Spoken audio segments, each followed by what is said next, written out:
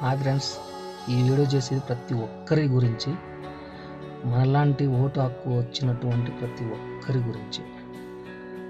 చివరి దాకా చూడండి ప్లీజ్. ఓటు హక్కు అనేది ఖచ్చితంగా వినియోగించుకోండి. వచ్చి ఎక్కడున్నా సరే, ఏం చేస్తున్నా సరే, ఏ వర్క్ చేస్తున్నా సరే, ఏ జాబ్ చేస్తున్నా సరే, ఏ చిన్న పని చేస్తున్నా సరే, ఒక్క పూట వచ్చి ఖచ్చితంగా ఓటు వేయండి. ఓటు అనేది మనకు కాన్స్టిట్యూషన్ ఇచ్చినటువంటి ఒక పెద్ద వరం. దాన్ని వినియోగించుకోండి, ఖచ్చితంగా వినియోగించుకోండి. ఎందుకంటే ఈ ఓటు హక్కు అనేది తల్లితో సమానం. తల్లిని వదిలిపెడతాం ఎప్పటికన్నా? ఏది వచ్చినా కూడా, ఏ కష్టం వచ్చినా కూడా తల్లిని వదిలిపెడతామా? అలాగే మన ఓటు హక్కు అనేది ఖచ్చితంగా వినియోగించుకోండి. ఎక్కడున్నా, ఏ పరిస్థితిలో ఉన్నా. ఒకవేళ ఓటు వేయడానికి నా దగ్గర డబ్బులు లేవు, మనం వెళ్ళడానికి డబ్బులు లేవు అంటే, మన రాజకీయ నాయకులు ఇస్తున్నారు కదా, తీసుకోండి, పర్వాలేదు. మన పరిస్థితుల వల్ల మనం తీసుకున్నాం కదా అని చెప్పేసి వాళ్ళకే ఓటు వేయాలి. అటు సైడ్ ఇస్తుంటారు, ఇటు సైడ్ ఇస్తుంటారు, ఇవ్వండి, పర్లేదు, తీసుకోండి. మన పరిస్థితుల వల్ల మనం డబ్బులు తీసుకుంటున్నాం అంతే. డబ్బులు, మన ఇల్లు జరగట్లేదు, ఈ పూట నేను వర్క్ చేయకుంటే ఇల్లు జరగదు అనేవాళ్ళు ఖచ్చితంగా డబ్బులు తీసుకోండి, పర్లేదు. డబ్బులు తీసుకుంటున్నాను కదా, ఇతని దగ్గర డబ్బులు ఎక్కువ తీసుకున్నాను కదా అని చెప్పేసి అతనికే ఓటు వేయాలనుకుంటే మాత్రం ఆ ఓటు నువ్వు అమ్ముకున్నట్లే. ఓటును అమ్ముకుంటే కన్న తల్లిని అమ్ముకున్నట్లే. ఒకటి గుర్తుపెట్టుకోండి, ఎప్పటికైనా.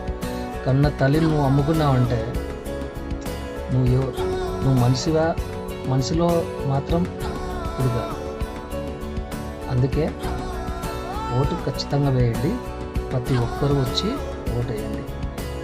నీకు మనసు కనిపిస్తుంటుంది, ఇక్కడ అనిపిస్తుంటుంది, ఈ రాజకీయ నాయకుడు అయితే మనకు మంచి చేయగలడు, మన రాష్ట్రానికి మంచి చేయగలడు, మన దేశానికి మంచి చేయగలడు అనే మాత్రం ఇక్కడ అనిపిస్తూ ఉంటుంది. అతనికి మాత్రం వేయండి ఓటు. ఎవరు ఎంత డబ్బులు ఇచ్చినా కూడా ఓటును మాత్రం అమ్ముకోకండి. ఇదే నేను చెప్పేది. నేనైతే ఒక్క రూపాయి తీసుకోకుండా ఓటు వేస్తున్నాను. ఒకవేళ నా ఇల్లు గడవదు, ఈ పూట నేను వర్క్ చేయకుంటే ఇల్లు గడవదు అనేవాళ్ళు మాత్రం తీసుకోండి, పర్లేదు. సర్లే, మనం డబ్బులు తీసుకొని ఓటు వేయకున్నామే, డబ్బులకు అన్యాయం చేసినాం కదా, అతనికి ఇచ్చిన వానికి అన్యాయం చేసినావు కదా అనుకుంటున్నారు కదా.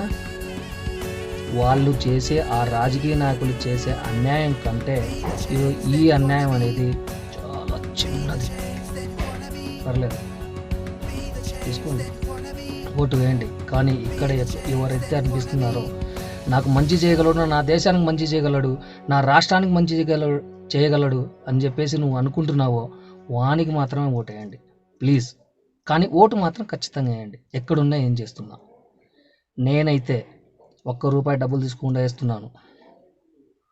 మీరు కూడా అలాగే ఉంటారని ఆశిస్తూ మీ మధు ఎండూరి. జై హింద్, జై భారత్.